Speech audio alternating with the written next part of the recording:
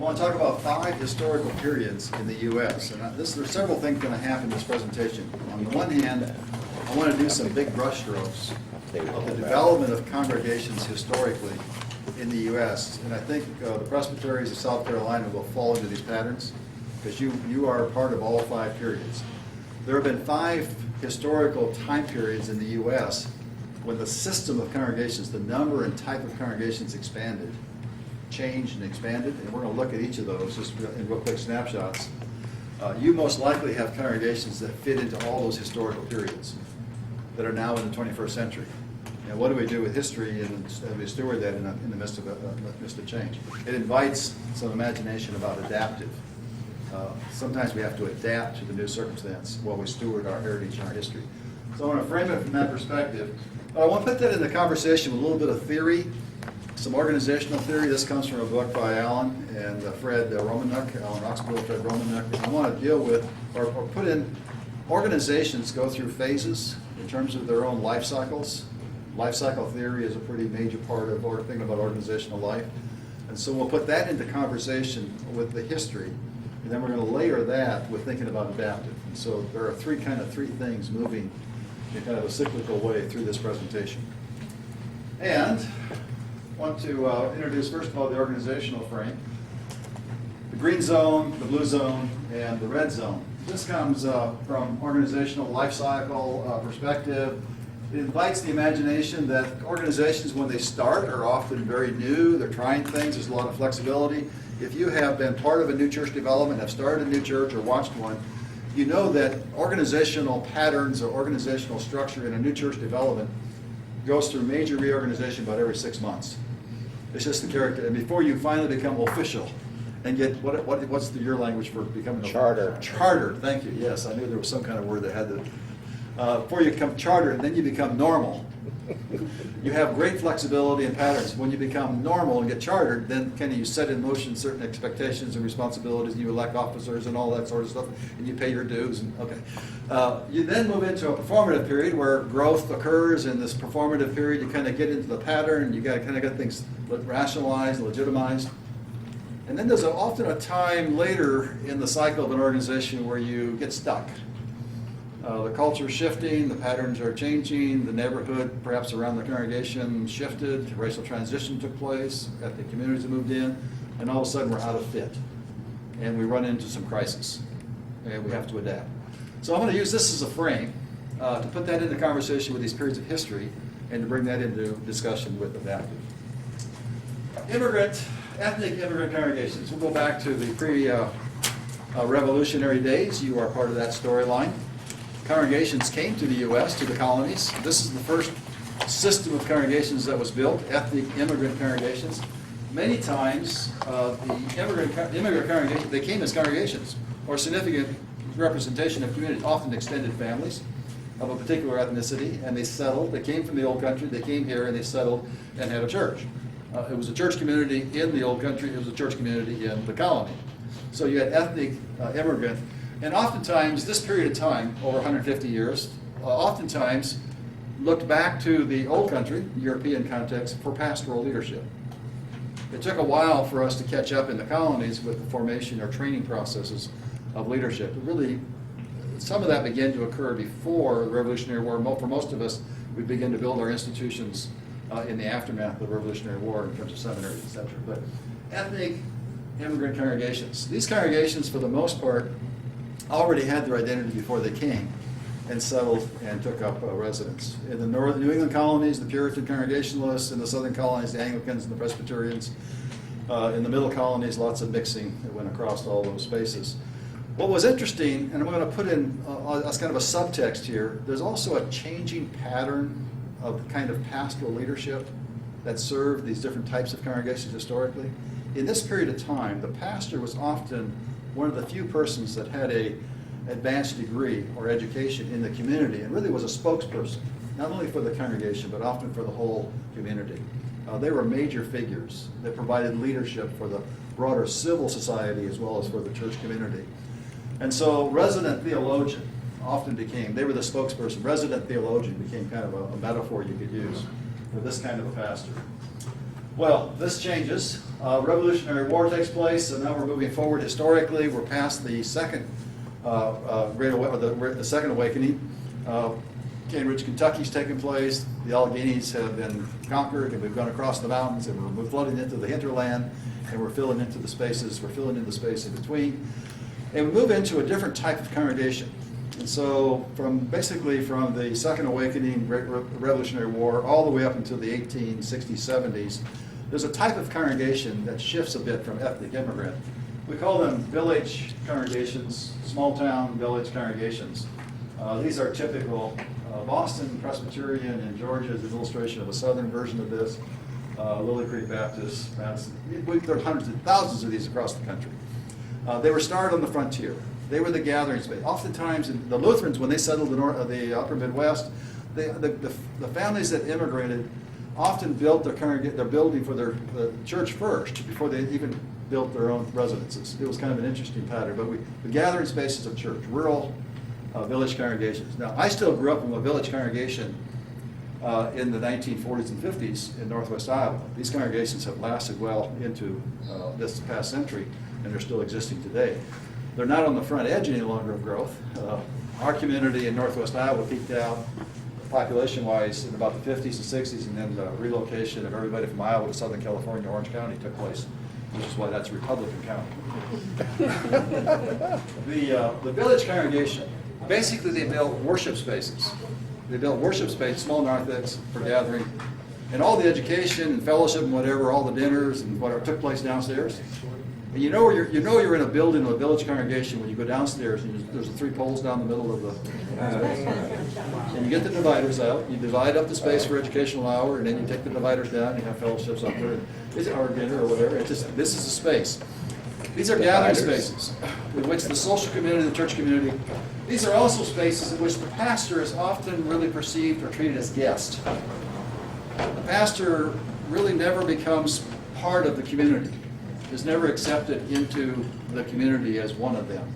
There's kind of a 1 degree of separation that often occurs. Even after 20, 30, 40 years, there's kind of a separation. But the good news is that pastors are perceived as speaking ex cathedra, walking 3 foot off the ground and leaping high buildings in one bound. There's kind of an esteem and value that used to be. Oh, the good old days. The good old days. Let's take us back.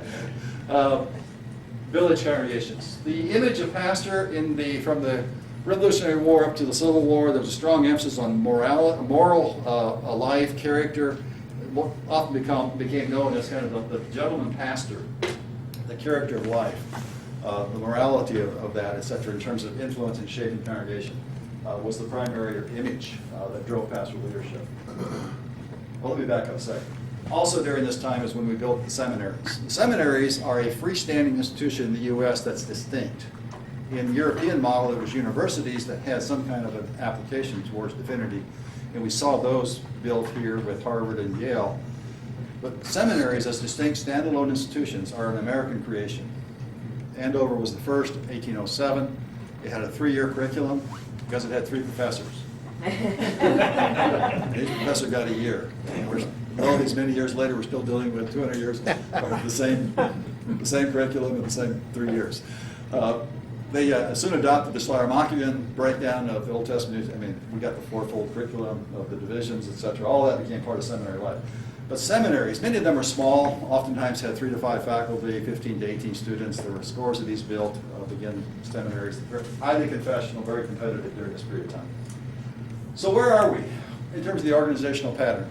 In most of the what became the emerging denominations. If you think about denominations, the organized denomination was created by the U.S. somewhere between 1790 and about 1820, when all these European immigrant communities of the same faith tradition formed a national organization in the now United States as its own separate organizational structure. So denominations are less than 220 years old as an actual organizational entity. They're so common in our imagination that we can't think outside of them, but it's a relatively recent form of church in terms of organizational structure, denominational church life. We formed the denominations around our shared faith traditions. So Presbyterians organized, Methodists organized, Baptists organized and formed these national structures following the pattern of the formation of the United States. It's supposed to be that kind of a structure. But this is a period of new actions, a lot of experimenting going on. We tried a lot of new things.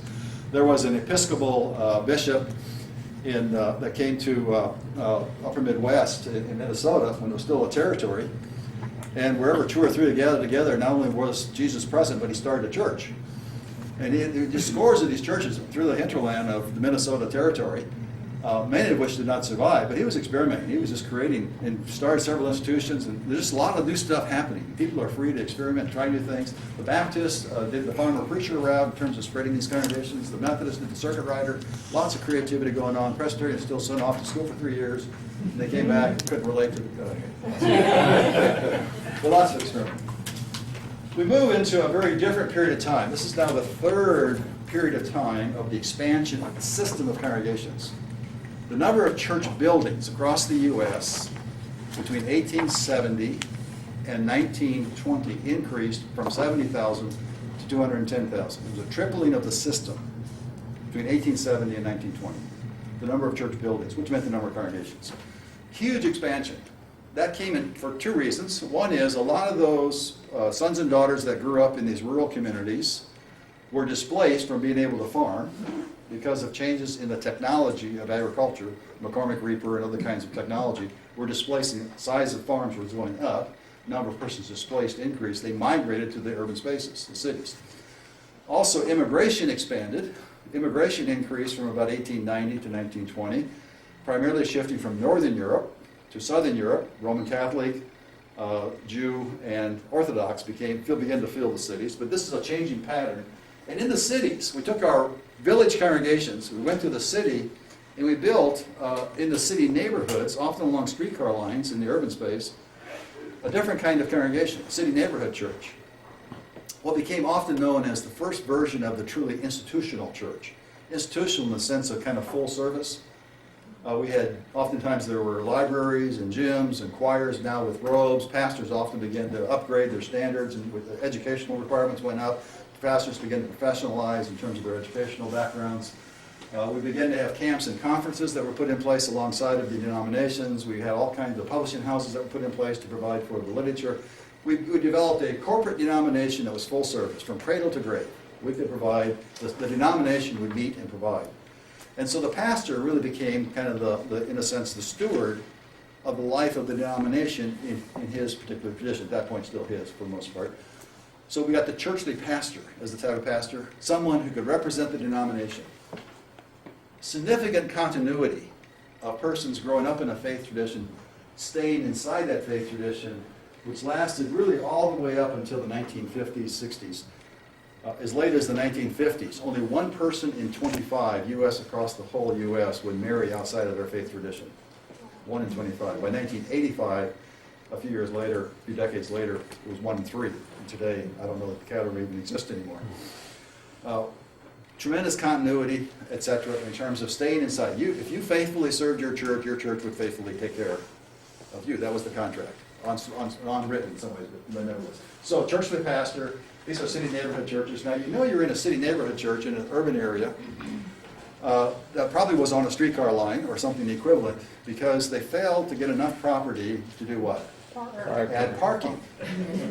Because streetcars were very efficient. Streetcars were taken out of these cities in the 1940s and 50s, and automobiles replaced it. And when you start driving those automobiles to the church, all of a sudden it's on-street parking. They get maybe 10 spaces off. Some congregations were able for a time to tear down at least one house or two before the city closed them down in terms of that strategy. And so you're just limited in terms of parking space. And then when the neighborhoods begin to change and folks move out to the suburbs and drive back, it becomes you have city neighborhood churches. But this is the third expansion of the system. Fourth expansion comes on the other side of World War II. This is the family suburban congregation. Very different than a city neighborhood.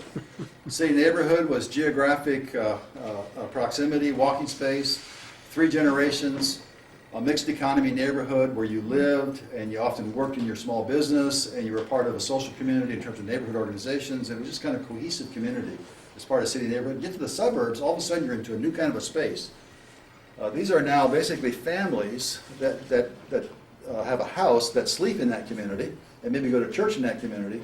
But you go outside of the neighborhood, you go outside of the subdivision in order to shop, in order to deal with any kind of entertainment. I mean, all your to work. These are bedroom communities. That word comes from the image. This is your sleeping spaces, basically. Now, schools were built with this, and churches were built with inside of these suburban spaces. But this is a different kind. We go from these vertical city neighborhood churches, kind of massive, to horizontal suburban buildings. Everything's usually on one level. And these are very youth-oriented. This is the baby boom.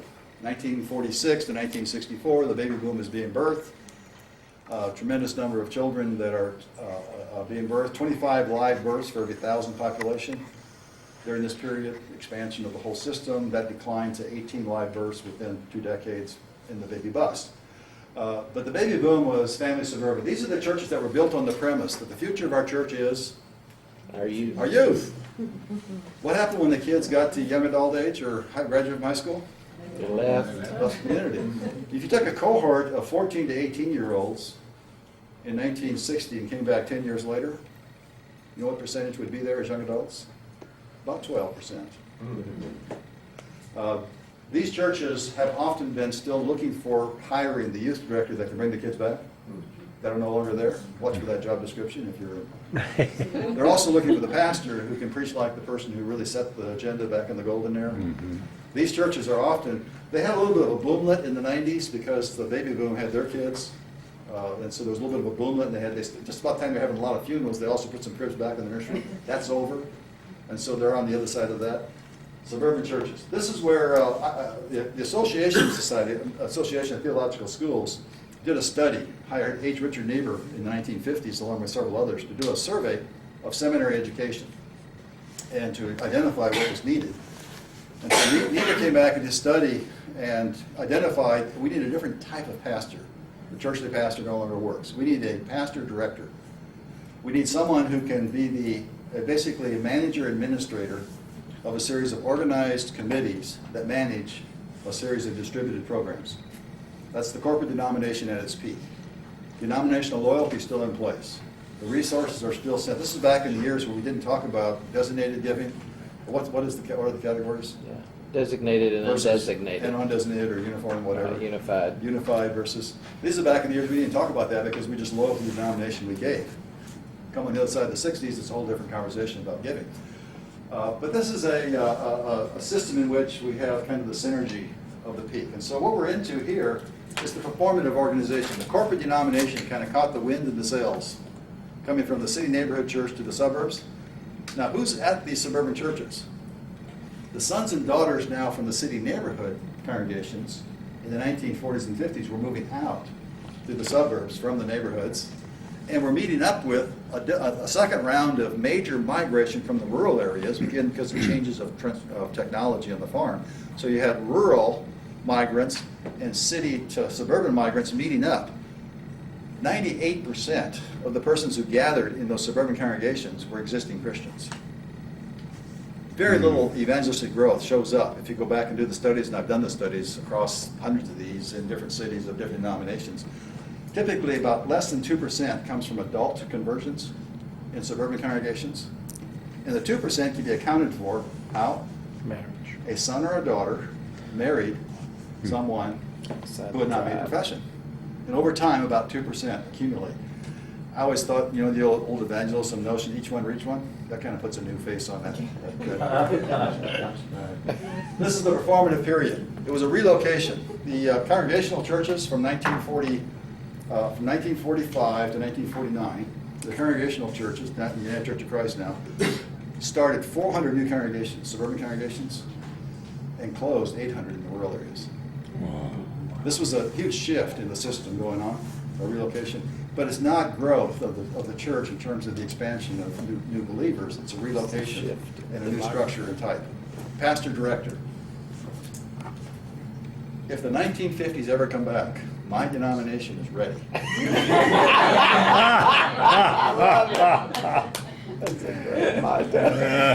We got it down. You come see us if you want to learn how to get the 1950s. Transition, social upheaval, 60s, 70s. Some of you are old enough to have lived through this. We won't ask you your age, but you do remember. I deal with classes today. I teach this kind of stuff at seminary, and they just kind of blank stare at it. Huge shift. Civil rights, counterculture, Vietnam War, anti-war, the multiple feminist movement, the ecological movement, the first Earth Day in 1970, just huge cultural shift. The mantra of the counterculture was never trust anybody over 30. Which is kind of a frightful day when we became 30 plus 1. It really was. Deconstruct that right there. This is the third disestablishment of the church. Back in the Revolutionary War and the formation of the United States, we said we're going to separate church and state. First, disestablishment. The state will not privilege the church, but will protect the church to be able to worship. That was the equation. 1890 to about 1920 was the last move of the Protestants to maintain control of the national agenda. That became manifest symbolically in Prohibition. That was ended up being the second separation, or the second disestablishment, because we had to give way to Protestant, Catholic, and Jew in the midst of that massive integration. So now we shifted from the Christian tradition, the Protestant Christian tradition, to the Judeo-Christian tradition. That was the language shift, Protestant, Catholic, Jew. And we began to think in terms of the civil religion. The God, country, and America stuff began to become deeply embedded in that Protestant, Catholic, Jew, Judeo-Christian. The third disestablishment comes in the 60s and 70s. The third disestablishment is that the institutional aura or authority totally collapses. There's no the deep distrust of institutions, the deep distrust of a traditional authority comes in the midst of the counterculture. And Christianity, in the midst of that, gets pushed, I think, to the edges, to the margins, and becomes largely internalized as private. That's a third disestablishment. It's a functional disestablishment, but it's a third type. In the midst of that, we have a counter move, mainly by evangelicals, initially from the media evangelists, the TV evangelists, and then by the megachurch. We've had a moral majority. Others began to emerge that tried to push or bring the gospel back into public space. But that's been a contested space ever since. In the midst of all this change, by the way, you recognize the Beatles? This is the transition for the Beatles. What's the album? Sorry. This is the transition, the death of the old Beatles, they're holding the funeral, and the birth of the new, Eastern religion, Lucy in the Sky of Diamonds, drug culture. There's a kind of interesting transition symbolically. The Chicago 1968 convention, great convention. This guy down here is important, Carl Rogers. Carl Rogers. In the midst of all this change, what kind of pastor did we need? Someone who could be therapeutic with all the hurt and struggle. And so everyone now is required to take a class in clinical pastoral education, CPE, which is an outgrowth in the 70s, basically, from what had been T groups, sensitivity training of the 60s, of the new organizational small group movement that had emerged, influencing. Lo, these many years later, we're still doing Small groups. Kind of, anyway. So we're now dealing with a huge transition. So what happens? Where are we? All of a sudden, we find ourselves in some new landscape, and we're in the fifth period of the expansion of the church system. It's a little confusing at first blush, because for many of us who live inside of mainline denominations, it really feels like we're kind of diminishing, and we're becoming less, and congregations are dying. But across the country as a whole, there's actually an expansion of the number of congregations taking place. It's a very vibrant, expansion-oriented period of time in which we live. Much of it's below the radar. It's starting to become on the radar. A lot of experimentation and all kinds of variations. You had the market-driven church, largely spearheaded by the mega churches, whether it's Saddleback or Willow Creek. The market-driven church that said we're going to intentionally focus on targeting a certain segment of the population. Now think about the language here: targeting, segmentation. How are you viewing the world or the other with that kind of language? That's object. It's an object to be conquered, or whatever the image is of that. We had emergent churches now that are part of this conversation. We got social networking churches. There's a nice powder church in Colorado, that's a church for snowboarders. Go online, be part of your church community as you go down the slope.